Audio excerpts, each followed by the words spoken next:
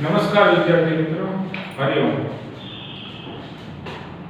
આજે ધોરણ 11 કોમર્સ માં આપણે ચેપ્ટર નંબર 3 માંગ વિશે સમજ મેળવીએ. માંગ એટલે શું અથવા તો માંગનો અર્થ આપી તેને અસર કરતા પરિબળો જણાવો. આ સવાલ 3 અને 3 અથવા 5 ગુણમાં પૂછાય છે. તો સૌપ્રથમ માંગનો અર્થ કે ચોક્કસ કિંમતે અને ચોક્કસ સમયગાળા દરમિયાન કોઈ ચીજ વસ્તુ કે સેવા ગ્રાહક દ્વારા ખરીદવામાં આવે તો એવી ઈચ્છા શક્તિ અને તૈયારી દર્શાવતા હોય તો એને કહેવાય માંગ. ચોક્કસ કિંમતે અને ચોક્કસ સમયગાળા દરમિયાન કોઈ ચીજ વસ્તુ કે સેવા ગ્રાહક દ્વારા ખરીદવામાં આવે તો એવી ઈચ્છા શક્તિ અને તૈયારી દર્શાવે તો તેને કહેવામાં આવે છે માંગ. તમે કોઈ કુંભ મેળામાં જાવ છો અથવા તો કોઈ મેળામાં જાવ છો તો ત્યાં જઈને તમે કોઈ ચોક્કસ સમયગાળો છે, એવો માહોલ છે કે એ સમયગાળા દરમિયાન તમે ધારો કે મેળામાંથી કોઈ વસ્તુ ખરીદવા માંગો છો, કોઈ પુસ્તક ખરીદવા માટે જાવ છો તો તે પુસ્તક ખરીદો છો તો એ ચોક્કસ કિંમત નક્કી કરેલી હશે. તો ખરીદી કોણ કરે છે? તો કે ગ્રાહક. ખરીદી કોણ કરે? તો કે ગ્રાહક. ગ્રાહક દ્વારા કોઈ વસ્તુ કે સેવા ખરીદવામાં આવતી હોય છે તો એના માટે ગ્રાહકની પાસે ઈચ્છા પણ હોવી જોઈએ, શક્તિ પણ હોવી જોઈએ અને તૈયારી પણ હોવી જોઈએ. જો પુસ્તક ખરીદવા માટે ગયા, એને કોઈ પુસ્તકની ખરીદી કરી એટલે એને એની કિંમત ચૂકવવી પડશે. પણ જો એની પાસે શક્તિ એટલે કે નાણું નહીં હોય તો એ વસ્તુ ખરીદી શકશે નહીં. તો આમાં ત્રણેય વસ્તુ ઈચ્છા, શક્તિ અને તૈયારી દર્શાવે તો તેને શું કહેવામાં આવે છે? માંગ. માંગને અસર કરતા પરિબળો. માંગને અસર કરતા પરિબળોને બે ભાગમાં વહેંચવામાં આવ્યા છે. એક તો છે વસ્તુની કિંમત અને કિંમત સિવાયના અન્ય પરિબળો, જેમાં ગ્રાહકોની સંખ્યા, ગ્રાહકોની આવક, અન્ય વસ્તુના ભાવ, જેમાં બે અવેજી વસ્તુ અને પૂરક વસ્તુ. ત્યારબાદ ભવિષ્યમાં ભાવો અંગેની અટકળ, ત્યારબાદ ગ્રાહકોની અભિરુચિ અને પસંદગી જેવા આ અસર કરતા પરિબળો છે. તો માંગને અસર કરતા પરિબળોને કેટલા ભાગમાં વહેંચ્યા? બે, કિંમત અને કિંમત સિવાયના અન્ય પરિબળો. તો આપણે વિગતવાર માહિતી મેળવીએ કે વસ્તુની કિંમત. ગ્રાહકને માટે વસ્તુ ખરીદવા માટેનું સૌથી મહત્વનું પરિબળ કયું? વસ્તુની કિંમત. ગ્રાહકને માટે વસ્તુ ખરીદવા માટેનું સૌથી મહત્વનું પરિબળ કયું છે? તો કે વસ્તુની કિંમત. જો વસ્તુ કે સેવાની કિંમત નીચી હોય એટલે કે ઓછી હોય તો ગ્રાહક વસ્તુ વધુ જથ્થામાં શું કરે છે? ખરીદે છે. એનો મતલબ વસ્તુ કે સેવાની કિંમત કેવી? ઓછી, તો માંગ કેવી? વધુ.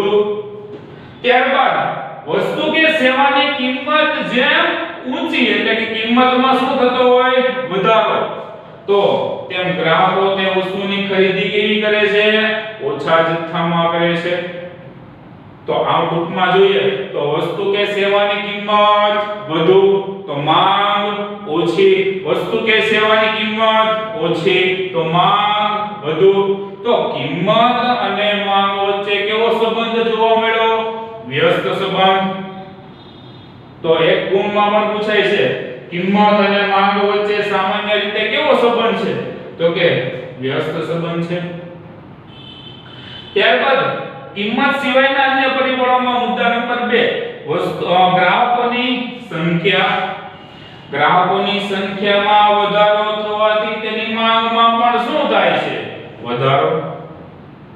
ગ્રાહકોની સંખ્યામાં શું થાય? વધારો. તો એની માંગમાં પણ શું થાય? વધારો.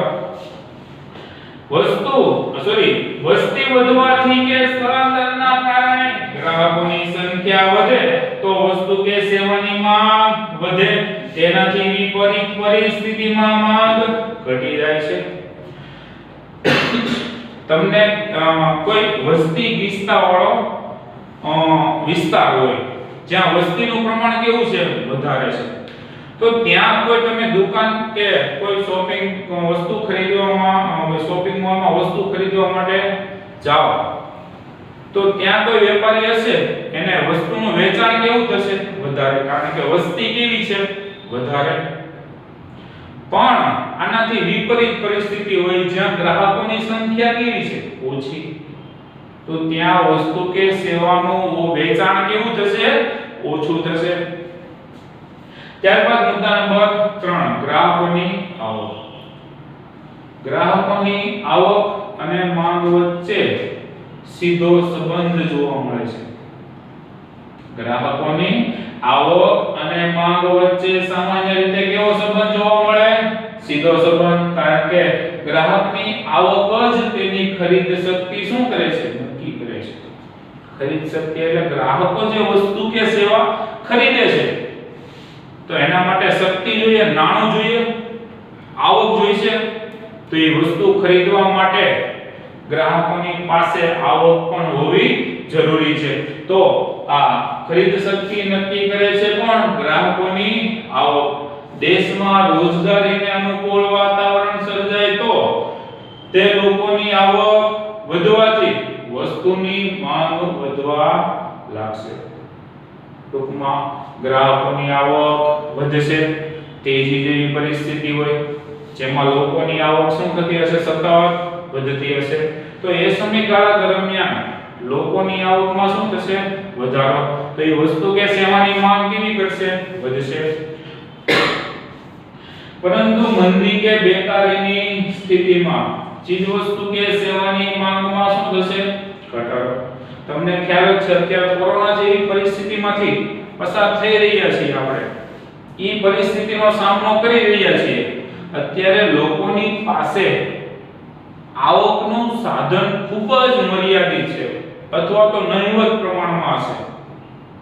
તેથી આવા સમયગાળા દરમિયાન લોકો પોતાની જે ખરીદવાની શક્તિ છે, ખરીદ શક્તિ છે એટલે માત્ર ને માત્ર પ્રાથમિક જરૂરિયાત ઉપર જ એ લોકો ફોકસ કરે છે. મતલબમાં ખોરાક છે, પાણી છે, કપડાં, આવી બધી પ્રાથમિક જરૂરિયાત ઉપર જ લોકો આ વસ્તુ ખરીદવા માટે પ્રેરાય છે. અન્ય કોઈ મોજ શોખની વસ્તુ ખરીદી કરતા નથી. અન્ય વસ્તુના ભાવના બે પ્રકાર પડે છે: અવેજી વસ્તુ અને પૂરક વસ્તુ. પહેલું છે અવેજી વસ્તુ. એક વસ્તુને સ્થાને બીજી વસ્તુની જરૂરિયાત સંતોષવા માટે વાપરી શકાતી હોય તો તેવી વસ્તુઓને અવેજી વસ્તુ કહેવાય. ટૂંકમાં એક વસ્તુને સ્થાને તમે બીજી વસ્તુ જો વાપરી શકતા હોય તો એને કહેવાય અવેજી વસ્તુ. ઉદાહરણ દ્વારા સમજીએ કે ચાની અવેજી વસ્તુ કોફીની કિંમત ઘટવાથી. ચાની અવેજી વસ્તુ કઈ છે? કોફી. જો કોફીની કિંમતમાં શું થશે? ઘટાડો. ચાની કિંમતમાં શું થશે? વધારો અથવા તો સ્થિર રહેશે. તો ચાની કિંમત કરતા કોફીની કિંમતમાં શું થશે? ઘટાડો. તો સ્વાભાવિક છે ગ્રાહકો શેની માંગ કરશે? કોફીની. આથી કોફીની માંગમાં શું થશે? વધારો. તો ચાની અવેજી વસ્તુ કોફીની કિંમત ઘટવાથી કોફીની માંગમાં શું થાય છે? વધારો. આનાથી વિપરીત વિચારીએ, આનાથી ઉલટું વિચારીએ. જો કોફીની કિંમતમાં વધારો થાય અથવા સ્થિર એના કરતા ચાની કિંમતમાં શું થાય? ઘટાડો. તો ચાની માંગમાં શું થશે? વધારો. ત્યારબાદ બીજો મુદ્દો પૂરક વસ્તુ. જે તે વસ્તુનો ઉપયોગ કરવા માટે જરૂરી એવી બીજી વસ્તુ.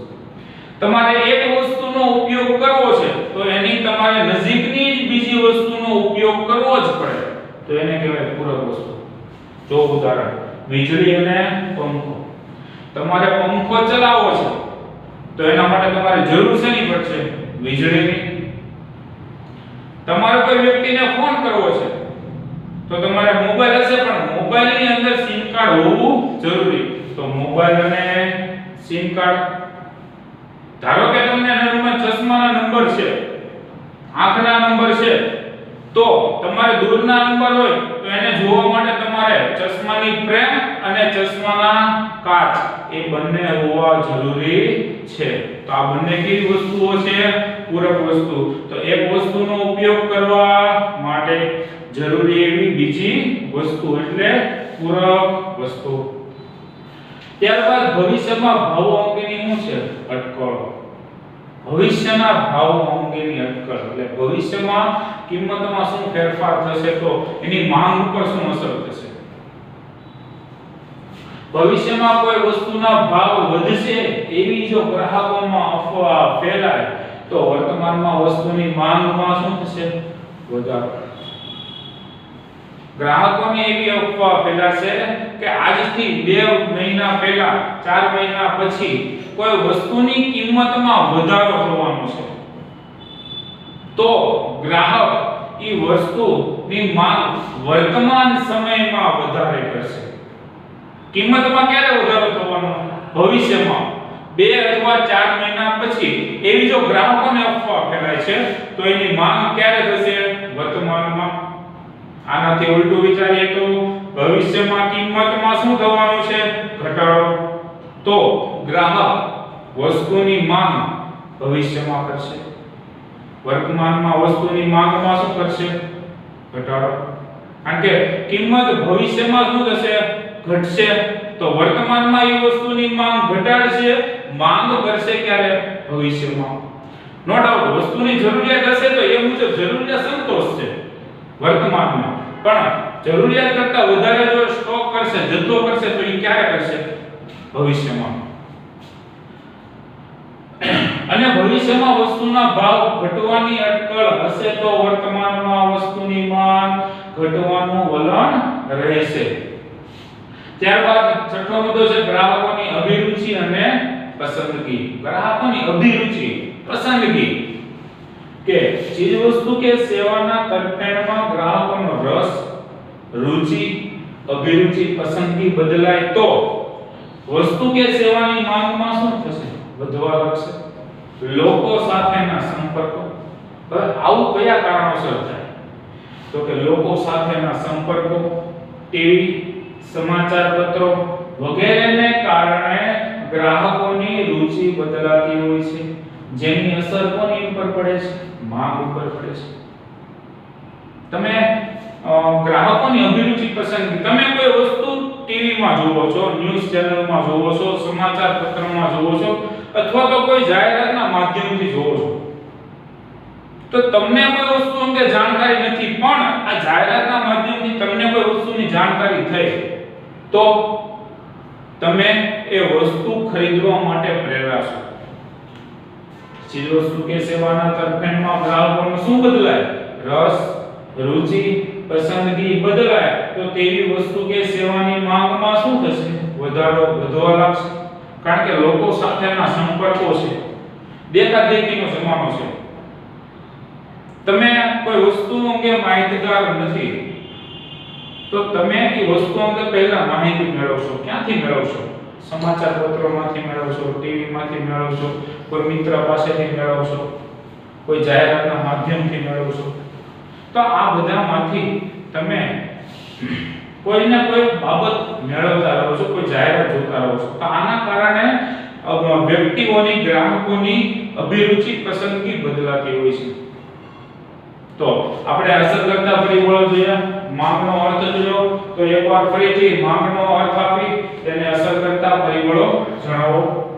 ચોક્કસ કિંમતે ચોક્કસ સમયગાળા દરમિયાન કોઈ ચીજ વસ્તુ કે સેવા ગ્રાહક દ્વારા ખરીદવાની ઈચ્છા શક્તિ અને તૈયારી હોય તો તેને કહેવામાં આવે છે માંગ. અને આ 6 મુદ્દા તમે પાકી બુકમાં તમને 200 પેજનો ફૂલ સ્કોરનો ચોપડો બનાવવાનો કીધો તો તમે ચેપ્ટર નંબર 3 ની શરૂઆત કરીને આ સવાલ નંબર 1 માંગનો અર્થ અને તેને અસર કરતા પરિબળો એકવાર લખી અને વાંચીને 2 વાર વાંચવાના રહેશે.